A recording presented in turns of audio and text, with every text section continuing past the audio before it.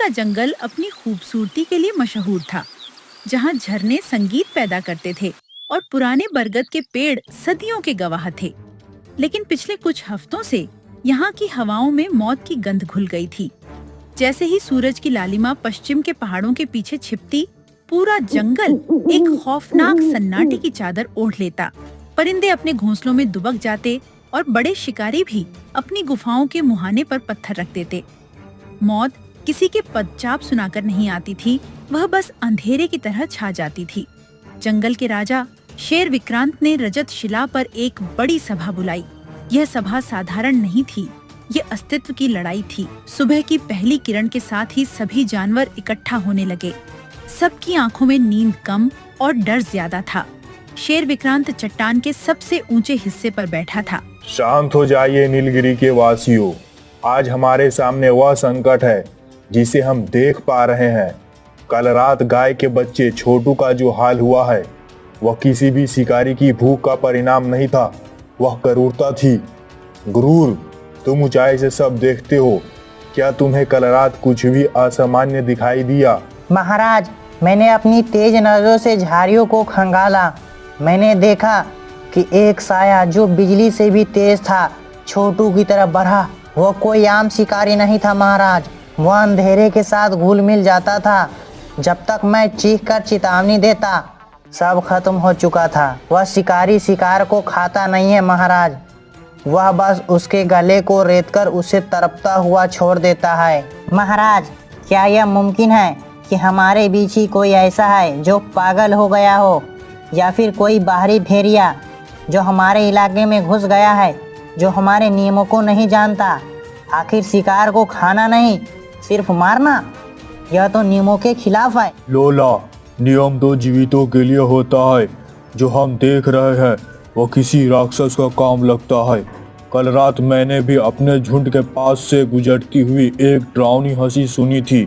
वह हंसी खी खी खी ऐसी थी जैसे कोई हड्डियों को टूटने का जश्न मना रहा हो।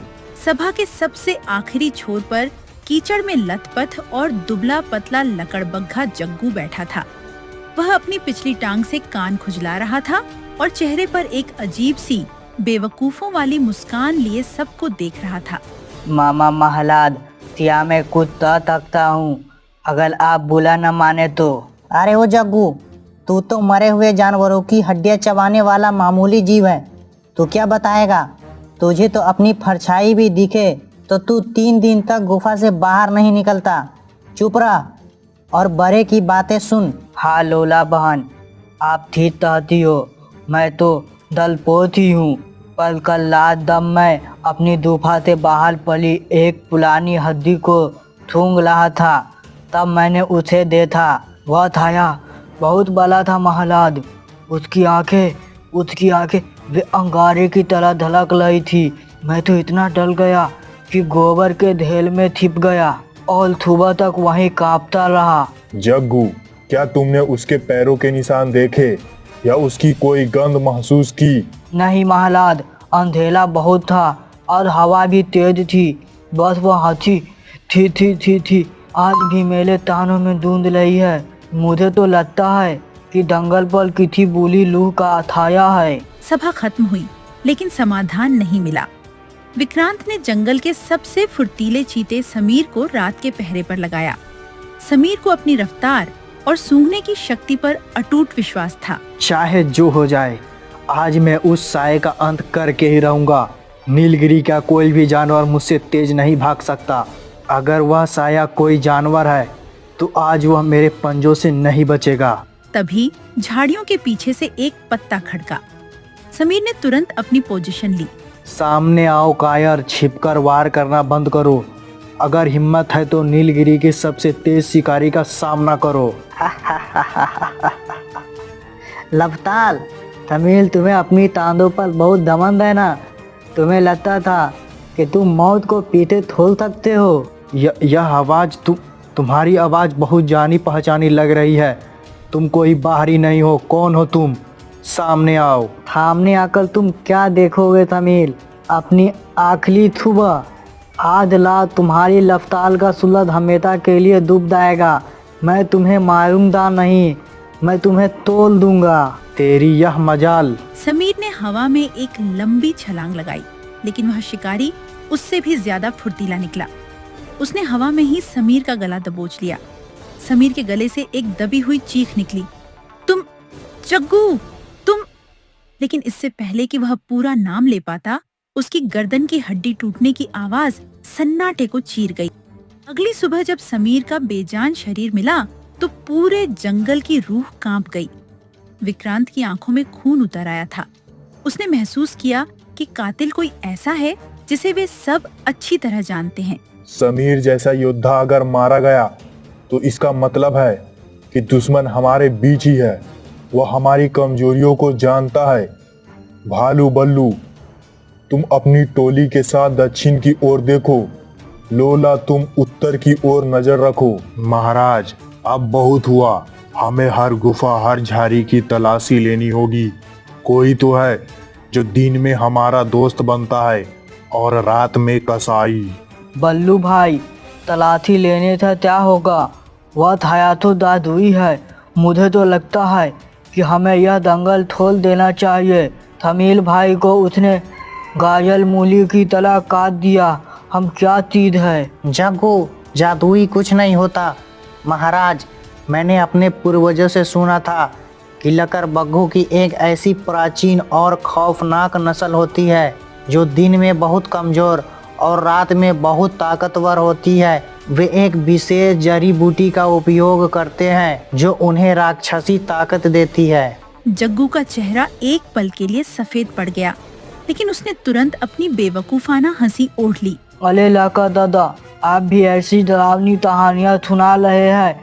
हम लकड़बग्घे तो मले हुए जानवरों का जूठन खाकर पेट भरते हैं। हमारी औकात कहाँ है कि हम थमील जैसे चीते से लड़े? शायद तुम सही कह रहे हो जग्गू, पर आज रात मैं एक अंतिम प्रयास करूंगा। मैं घोषणा करता हूँ कि आज रात मैं काला गुफा में अकेला ध्यान लगाऊंगा ताकि जंगल के देवताओं से मदद मांग सकूं। मैं बीमार महसूस कर रहा हूँ, इसलिए कोई भी मेरे पास ना आए। आधी रात का समय था। काल गुफा के चारों ओर घना कोहरा छाया हुआ था। तभी एक साया बड़ी शान से गुफा की ओर बढ़ता हुआ दिखा। उसकी चाल अब लंगड़ाती हुई नहीं थी। उसका सीना चौड़ा था और उसके जबड़ों से लार टपक रही थी। जैसे ही वह साया गुफा के भीतर घुसा, उसने एक विशाल आकृति पर हमला कर दिया।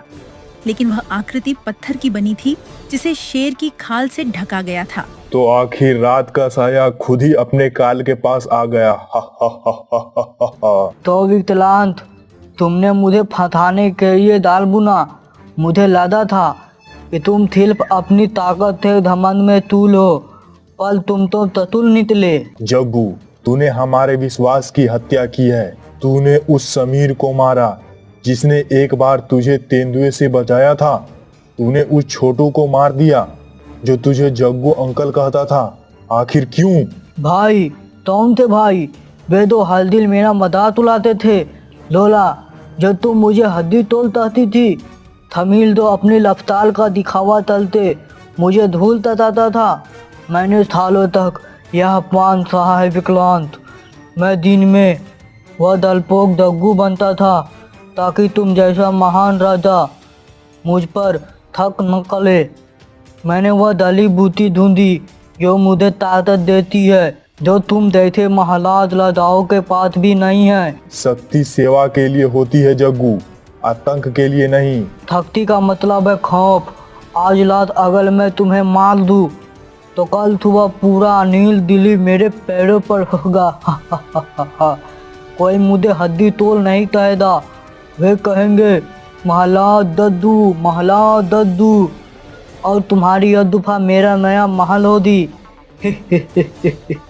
जग्गू ने एक भयानक दहाड़ मारी जो शेर की दहाड़ से भी ज्यादा कर्कश थी। उसने विक्रांत पर हमला किया। दोनों के बीच ऐसा युद्ध छिड़ गया जैसा नीलगिरी ने कभी नहीं देखा था। तेरा अंत आ गया है जग्गू। तूने अपनी आत्मा शैतान को बेच दी है। शैतान ही असली लादा है विकलांत। देखो मेरी ताकत। जग्गू ने अपने नुकीले दांत विक्रांत के कंधे पर गड़ा दिए। विक्रांत दर्द से कराह उठा। तभी झाड़ियों से गजराज, बल्लू, लोला और बाकी जानवर बाहर निकल आए।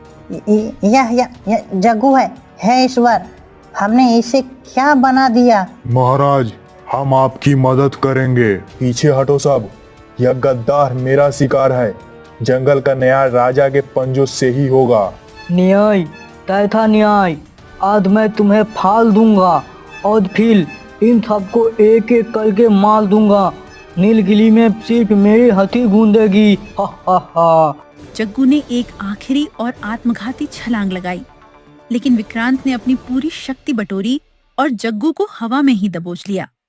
उसने जग्गू को जमीन पर पटक दिया और उसकी छाती पर अपने भारी पंजे रख दिए। अंधेरा चाहे कितना भी गहरा क्यों न हो जग्गू, वह कभी सूरज को निकलने से नहीं रोक सकता। तुम जीत गए, तुम जीत गए, पर याद रखना नल की जड़ें बहुत डाली होती है। डर की नहीं, गद्दारी की जड़ें गहरी होती है, जिन्हें उखाड़ना मेरा काम है। विक्रांत ने एक जोरदार झटका दिया और जग्गू की गर्दन तोड़ दी। जग्गू का शरीर बेजान हो गया और उसकी आंखों की लाल रोशनी हमेशा के लिए बुझ गई।